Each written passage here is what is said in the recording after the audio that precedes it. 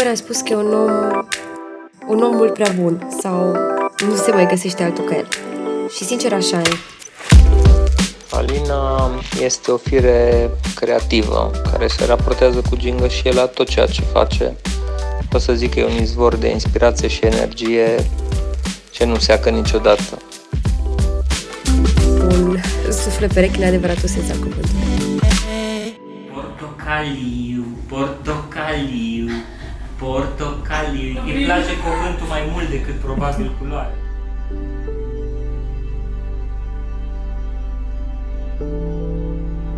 În primul rând am simțit foarte multă liniște.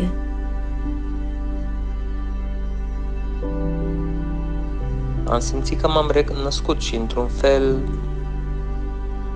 așa și este. Mult mai complet și într-o sinergie perfectă cu jumatea mea.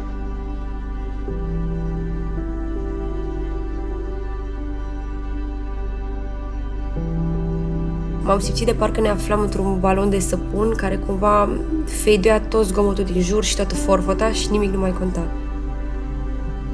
De parcă eram doar noi pe lume, eu cu Roc și cu Raul. Yeah. Yeah. What? Yeah. Yeah, yeah, yeah.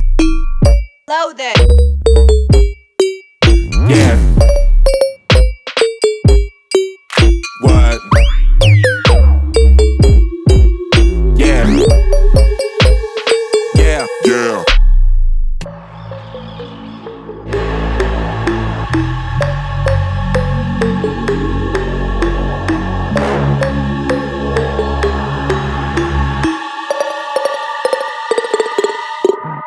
Yeah. Yeah. What? Yeah. Yeah. Yeah. Eu nu știu ce chestii trebuie făcute la botez, tradiții, nu știu nimic.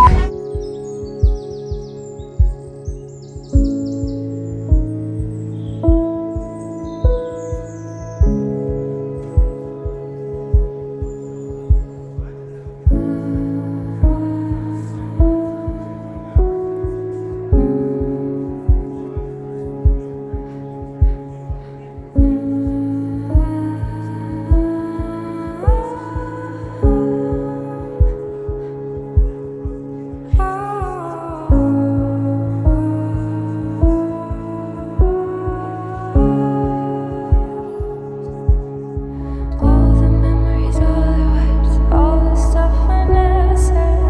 The memories, all the words, all the stuff I never meant. The memories, all the stuff, all the words I never. Din toate momentele în care te-am ținut în brațe, ăsta e cel mai important. Voi fi mereu umărul pe care te poți baza, indiferent de ce decizie vei lua. O să ai multe provocări în viață, știu, dar rămâi mereu tare și de neclintit în fața lumii. Nu uita, n-ai numele ăsta degeaba. Ține-te tare. În numele Tatălui, al Fiului și al Duhului Sfânt. Amin. Iată-ne, ne revedem să celebrăm viața.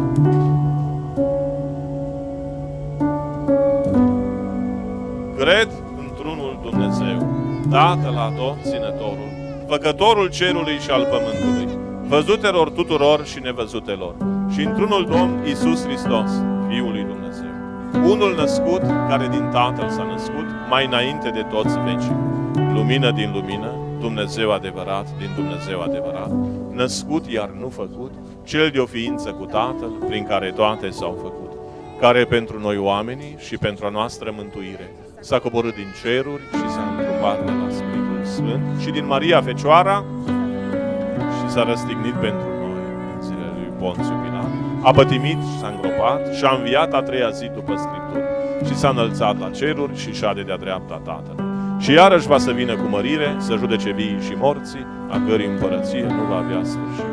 Și într-un Spiritul Sfânt, Domnul de viață, Făcătorul, care de la Tatăl purcede, cel ce împreună cu Tatăl și cu Fiul este închinat și mărit, care a grăit prin proroci, într-una sfântă, catolică și apostolică biserică, mărturisesc un botez spre iertarea păcatelor, aștept învierea morților și viața veacului ce va să fie.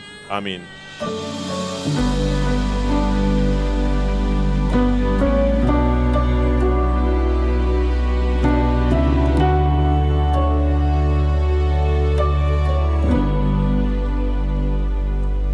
Se unge robul lui Dumnezeu, rog. Unde lemnul bucuriei în numele Tatălui, al Fiului și al Sfântului Spirit. Spre vindecarea și sănătatea sufletului său și a trupului. Mâinile tale m-au făcut și m-au zidit.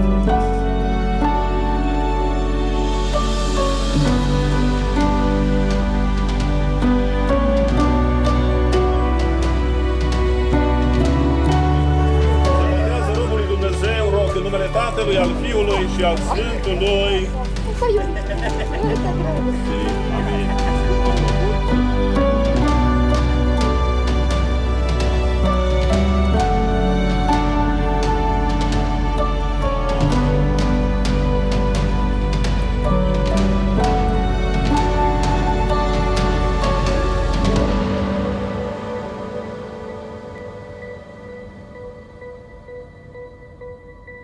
Se tunde robul lui Dumnezeu, rog, în numele Tatălui,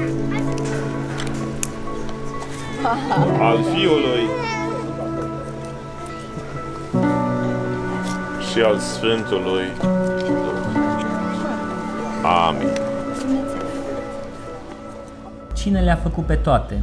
Pentru asta ne-am adunat azi aici și azi o să te învățăm că pe toate le-a făcut Dumnezeu. Și de azi înainte o să crezi sub semnul credinței. Cel puțin așa ne-am dorit noi și așa o să fie, sunt sigur.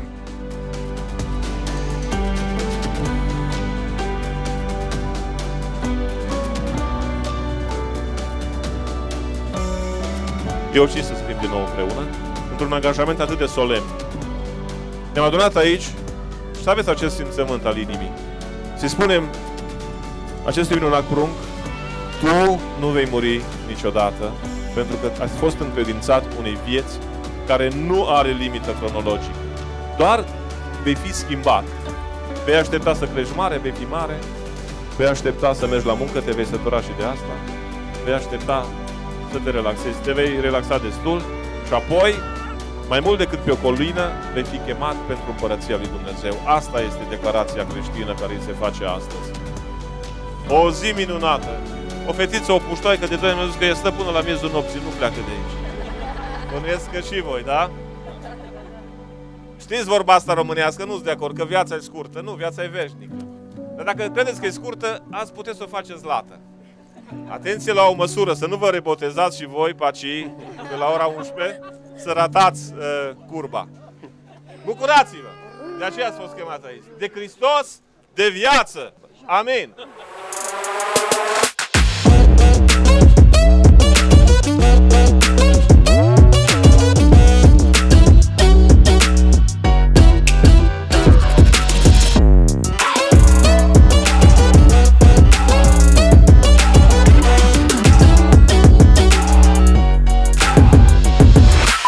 La botezul lui Roc. Astăzi vom lua niște interviuri unor oameni foarte Ce vrei, mă? Ce vrei, mă?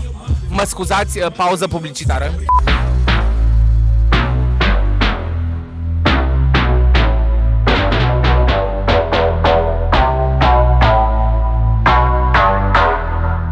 Bună seara, dar bine v-am găsit! Bună seara, cum vă simțiți în această seară minunată? Ce am primit!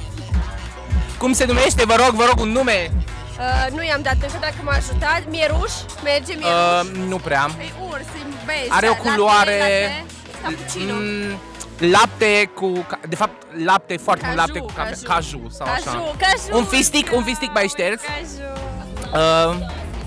Ce purtați în această seară, vă rog? Ce să port? Haine. Dumneavoastră ce purtați? Lasă-mă, măi, acum să fac un mic retuș de styling. Te rog. Avem și o clipă de style. Mama knows best. Mama knows best. Roc, o să fii un tânăr excepțional. O să faci lumea un loc mai bun. Prin tot ce îți oferă părinții tăi o să înțelegi cum o să faci asta. și abia aștept să te văd crescând și să fiu un adult excepțional care cu siguranță o să își pună amprenta. Care... Voiam să vă întreb, în viața de zi cu zi, vi se pare că Harry Styles își merită renumele sau nu? Nu, să-i mulțumească lui Alessandro Michele că l-a îmbrăcat frumos de la Gucci și că e frumușel și că acum își arată pieptul ăla super dezgolit, ca Andrei Popa, hoț vestit. Dar adevărul este că, într-un definitiv și la urma urmei, își datorează toată faima la o felie de pepene roșu că i-a făcut cântec. Că nu sunt lămâi! Că i-a făcut cântec și atâta tot. Doamne, e cel mai tare interviu din viața mea.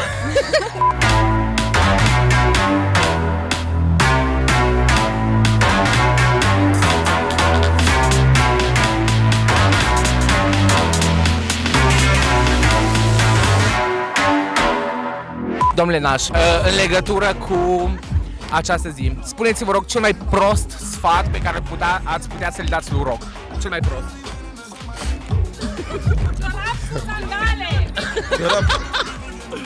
N-am niciun sfat. Un sfat prost. Nu am. Cum să n-ai? Dar ce e asta? Copilului sfat prost. Sunt tatăl spiritual.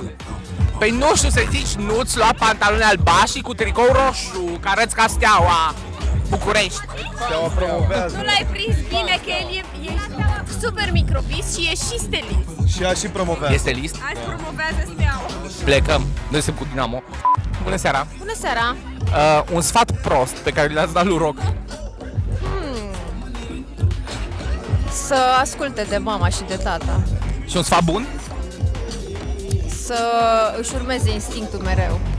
Mulțumim. Uitați aici o doamnă cu conștiință. Spuneți-mi, vă rog, un sfat foarte prost pe care l-ați dat lui Roc. Ok. Vezi că vede familia și rămâi dezmoștenită forever. Mereu să te duci la party-uri în timpul săptămânii, când ai cursuri de dimineață. Mereu. E o idee foarte bună. Bine de done that. Și un sfat foarte bun, te rog. Un sfat foarte bun. Măgă cartofi prăjiți cu maioneză cu usturoi. Nu lua în seamă ce spun oamenii.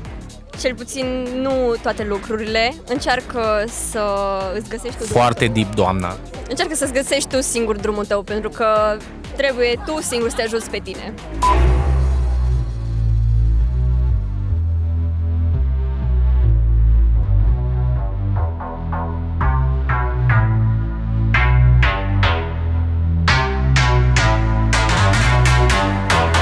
Spuneți-mi un sfat foarte prost pe care l-ați dat lui Roc. Ce întrebare, un sfat foarte prost pe care l-ați dat.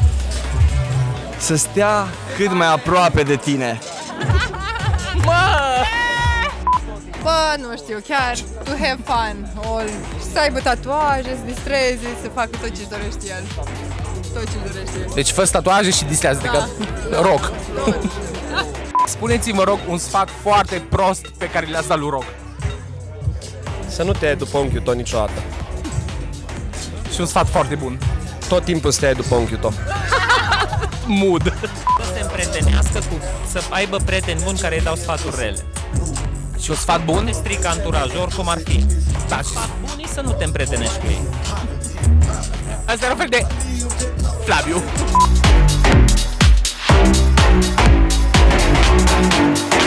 Dați-le pace că oamenii ăștia nu sunt întregi.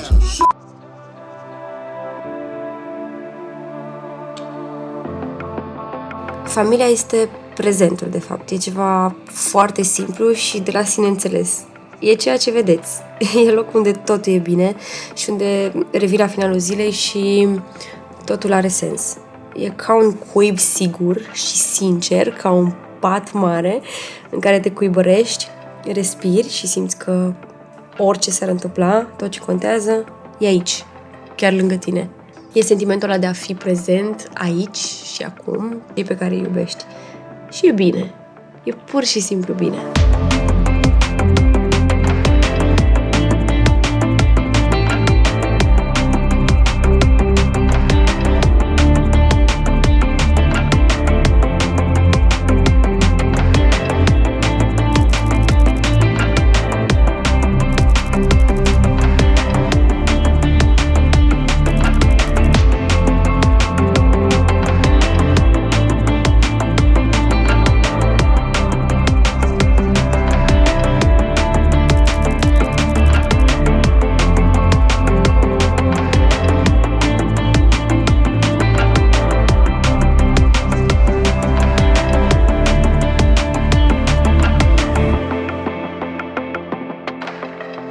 Familia, sincer, e, dacă pot să spun, umbrela sub care nu te plouă niciodată. E locul cel mai dulce și mai mulțumitor. E cea care te recompune de fiecare dată și la sânul căreia te simți cel mai în siguranță. Sincer, e rodul dragostei și a înțelegerii. E puterea ta în lumea asta.